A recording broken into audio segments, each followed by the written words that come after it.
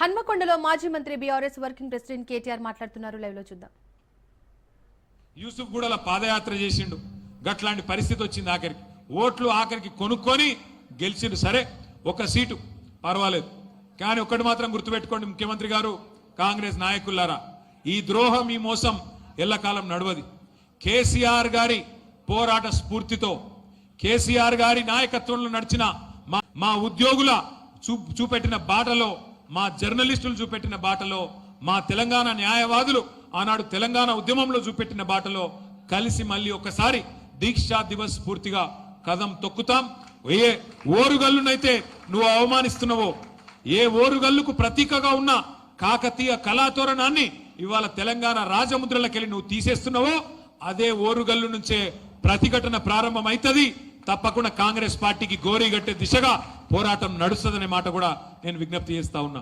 ఒక బీసీలకే కాదు ఈ ప్రభుత్వం మోసం చేసింది, తెలంగాణలోని సబ్బండ వర్గాలకు మోసం చేస్తున్నది కాంగ్రెస్ ప్రభుత్వం. అందుకే మిమ్మల్ని నేను కోరేది, కేసీఆర్ గారి స్ఫూర్తిని అందిపుచ్చుకుందాం. కేసీఆర్ గారి పోరాట స్ఫూర్తిని అందిపుచ్చుకొని సర్పంచ్ ఎన్నికైతేనేమి, ఎంపీటీసీ అయితేనేమి, జెడ్పీటీసీ అయితేనేమి, ఏ ఎలక్షన్ వస్తేనేమి కలిసి కట్టుగా కదం దొక్కుదాం. ఒక్కొక్క నాయకుడు, ఒక్కొక్క కార్యకర్త, ఒక్కొక్క సోదరుడు, ఒక్కొక్క సోదరి, ఒక్కొక్క కేసీఆర్ కావాలి. ఇప్పుడు మనం ఒక్కసారి యాద్ చేసుకోండి, మనం ఒక్కరోజు ఇప్పుడు ఎంత అవుతుంది టైం? 3 అవుతుందా? 3 కొడితేనే ఆకలి అవుతుందా అన్నం తినకపోతే?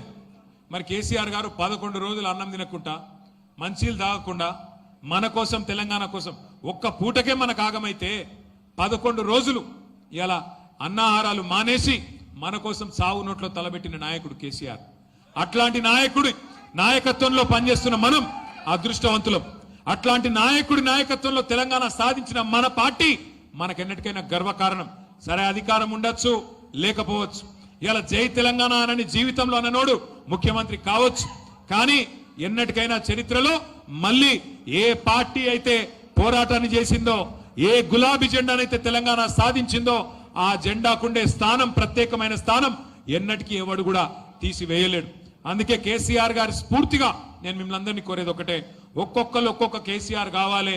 తెలంగాణలోని కార్యక్షేత్రంలో సర్పంచ్ ఎలక్షన్ అయితేనేమి, ఎంపీటీసీ, జెడ్పీటీసీ, ఏ ఎలక్షన్ అయినా తప్పకుండా కేసీఆర్ గారు ఇచ్చిన స్ఫూర్తితో ముందుకు పోదాం, బ్రహ్మాండంగా ముందుకు నడుద్దాం.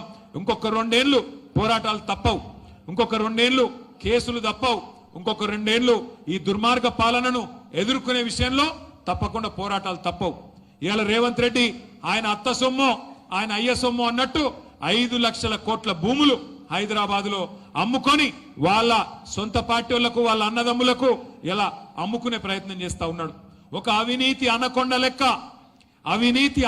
లెక్క అనుముల రేవంత్ రెడ్డి ఇలా రాష్ట్రానికి పట్టిన ఒక విషపురుగులాగా తయారయ్యిండు. మరి అట్లాంటి దుర్మార్గుణ్ణి ఎదుర్కోవాలి అంటే గ్రామ గ్రామాన చైతన్యం వెళ్ళి విరవాలి. దీక్షా దివస్ స్ఫూర్తితో మనందరం కదం దొక్కాలి. దానికి సంబంధించి కూడా ప్రత్యేక కార్యాచరణ జిల్లాల వారీగా వస్తుంది, మనం విజయవంతం చేసుకోవాలి. కానీ దానికంటే ముందు నవంబర్ 29 నాడు దీక్షా దివస్ మరి మీ హనుమకొండలో కూడా పెద్ద ఎత్తున వినయ్ భాస్కర్ గారి నేతృత్వంలో జరుగుతుంది. అందరూ కూడా పాల్గొనండి, పెద్ద ఎత్తున ఆ రోజు సన్మానం చేయండి. ఆ రోజు అదే విధంగా 11 రోజుల పాటు మీ దగ్గర కార్యక్రమాలు చేస్తారు. ఉద్యమంలో మనతో కలిసి నడిచిన వాళ్ళు, న్యాయవాదులు కావచ్చు, విద్యార్థులు కావచ్చు, జర్నలిస్టులు కావచ్చు, కవులు, కళాకారులు, ఇంకా ఇతరులు, కుల సంఘాలు అందరినీ కలుపుకొని ముందుకు నడవండి.